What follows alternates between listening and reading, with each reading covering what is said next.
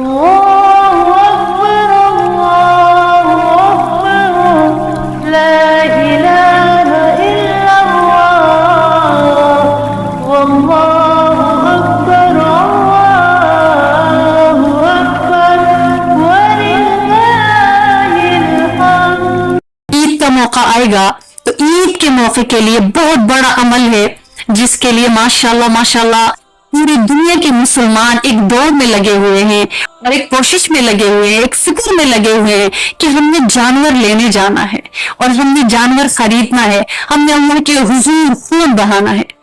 اس میں جو مزہ ہے، اس میں جو لذت ہے، میں کہتی ہوں کہ انسان جو ہے نا یہ خوشی کسی اور جگہ ڈھونڈنے سے نہیں ملتی جو اس موقع پہ انسان کا دل کرتا ہے کہ میں سب سے زیادہ اسی پہ پیسہ لگاؤں، میں سب سے پیارا مال اسی پہ لگاؤں، سب سے حلال مال اسی پہ لگاؤں.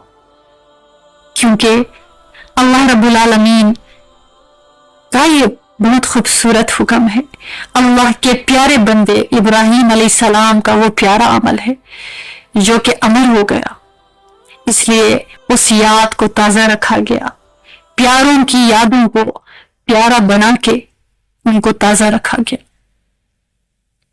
اس لیے ہمیں ان عملوں کا اہتمام کرنا چاہیے. تو قربانی ایسا عمل ہے، یقین جانیے گا. ویسے اگر دیکھا جائے نا تو عموماً تو یہ کہا جاتا ہے کہ 3 حصے کر لیں گوشت کے، کہ کچھ مستحقین کے لیے، کچھ رشتہ داروں کے لیے، کچھ اپنے لیے. یہ ضروری نہیں ہے، کر لے تو بہت اچھا ہے، لیکن یہ بھی ہوتا ہے کہ کئی دفعہ جو گھرانے ہوتے ہیں ان کے اندر اتنے لوگ ہوتے ہیں کہ ان کے اپنے گھر والے زیادہ ہوتے ہیں، تو اگر وہ اپنے گھر والوں کے لیے بھی رکھتے ہیں اور رکھ کر استعمال کرتے ہیں، اس میں کوئی قباحت نہیں ہے. کیونکہ اللہ تعالی خود چاہتے ہیں کہ اس موقع پر ایک تو فرمایا کہ تم قربان میرے لیے کچھ کرو، اور دوسرا فرمایا کہ وہ میری طرف سے مہمان نوازی ہے. اس لیے ایک قربان کرنا، وہ بھی خوشی سے، وہ بھی محبت سے، وہ بھی شوق سے، اور دوسرا اس میں سے کھانا، کیونکہ اصل کھانا تو اسی کا کھانا ہے، کیونکہ یہ اللہ رب العالمین کی طرف سے دعوت ہے.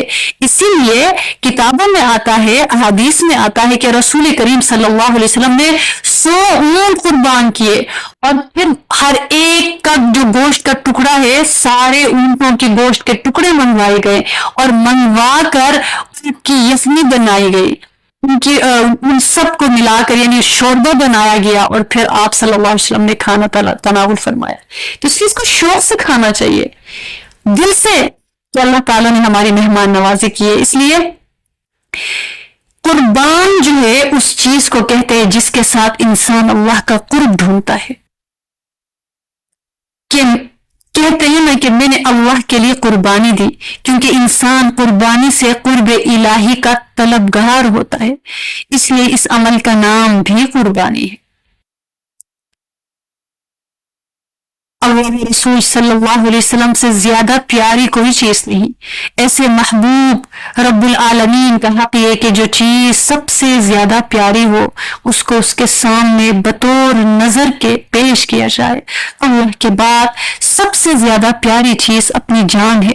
یہ اللہ تعالیٰ کا احسان ہے کہ اس نے جان کے عوض میں اس کا ایک بدن مقرر کر دیا، اور وہ جانور ہے، لہٰذا اس کو پیش کرنا چاہیے.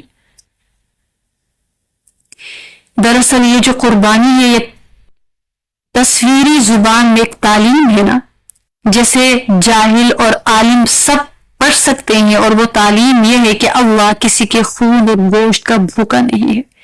اس کی شان یہ ہے کہ وہ کھلاتے ہی کھلائے نہیں جاتے. ایسا پاک اور عظیم شان، نہ تو کھانوں کا محتاج، نہ گوشت کے چڑھاوے کا، بلکہ وہ ہمیں کھلاتے ہیں. تو اللہ تعالیٰ نے فرمایا کہ تم میرے لیے قربان کرو، تم میرے لیے قربان ہو جاؤ، اپنے مال کو قربان کرو، اور جب تم قربان کرو گے تو میں اس کو قبول کر لوں.